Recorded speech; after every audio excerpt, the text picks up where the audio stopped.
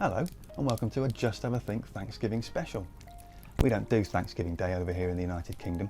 Until recently, us Brits have had to wait a few more weeks before we get an excuse to binge on excessive quantities of food and drink and spend far too much money on our credit cards on things we don't really need. But now, the clever marketing geniuses have managed to export the concept of Black Friday to an unsuspecting British public. It's a day that, over here, we used to call Friday.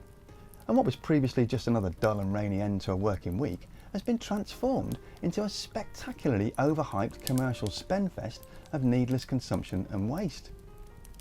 Not content with that extra cash injection, our commercial overlords have now brought us Cyber Monday, just in case you'd accidentally spent most of Black Friday sleeping off the effects of too much turkey and hadn't actually had a chance to go out shopping. And that means gone are the days of Thanksgiving night stampedes. In 2018, Americans spent a record $7.9 billion online on Cyber Monday alone, up more than 19% from the previous year, making it the largest digital shopping day of all time in the US. But mobile and desktop spending wasn't just a Monday phenomenon, it came on top of the $3.7 billion spent on Thanksgiving Day and $6.2 billion on Black Friday itself. And the biggest winner in all of this activity? Not difficult to guess, is it? Yes folks, it was of course the world's most ironically named company, Amazon. Amazon shipped more than 5 billion items worldwide last year through Prime alone. The cardboard-free shipping company, Limeloop, used data from USPS, FedEx and UPS to estimate that around 165 billion packages are shipped in the US each year, which they say equates to more than 1 billion trees. A lot of decent clean cardboard can of course be recycled, but as soon as there's a hint of packaging tape or food contamination, like a bit of grease from a pizza box, it's condemned to the dreaded landfill. That means that well over 25% of cardboard is essentially single-use only. The consequence of that is that just in the United States alone, something like 250 million trees were felled last year just to get you your stuffed crust with extra cheese delivery or online specialist food drop in a box that will never be used again. And all of that, dear friends, is completely unsustainable. So how about a little tiny ray of hopeful sunshine to warm the cockles of your heart this week? You've probably heard about the achievements of the #TeamTrees movement. 16 million trees planted using individual public donations since May is a great effort.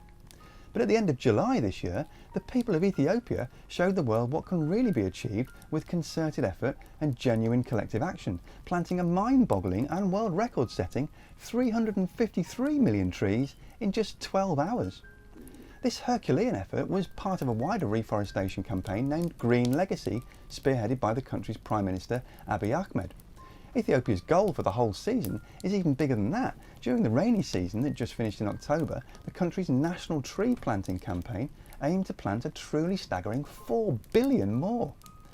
Ethiopia is a landlocked country and nowadays only 4% of its land is forested, compared to around 30% at the end of the 19th century. 80% of Ethiopia's population depends on agriculture to make a living, but now that way of life, combined with some of the worst effects of early onset climate change, has resulted in land degradation, soil erosion, deforestation and recurrent droughts and flooding.